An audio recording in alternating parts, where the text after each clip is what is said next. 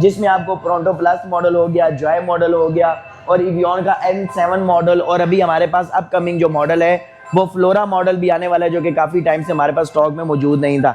तो अगर ये दोनों मॉडल्स लेना चाहते हैं या इसके अलावा इवियन का जो भी मॉडल आप पसंद करते हैं अगर वो लेना चाहते हैं, अली खान ऑटो कंपनी जो मेन डिस्ट्रीब्यूशन है रावलपिंडी की इवियन की, तो आप यहाँ पे आ सकते हैं।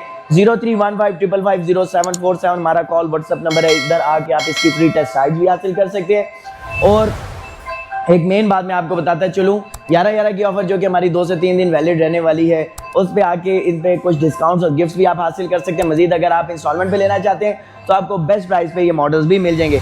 इस मॉडल की जो प्राइस है वो 1,79,000 बुकिंग प्राइस है। अगर आप लेना चाहते हैं अली खान ऑटो कंपनी वारिस खान सर्कुलर रोड रावलपिंडी पे आके इसको परचेज कर सकते हैं। उम्मीद करते हैं आपको आज का रिव्यू पसंद आया होगा। इसी तरह के इंटरेस्टिंग रिव्यूज देखने के लिए हमारे चैनल को लाइक सब्सक्राइब फॉलो कर लें। दुआ में याद रखिएगा। मुझे और नुमान साहब को दे इजाजत। अस्सलाम वालेकुम। पाकिस्तान जिंदाबाद।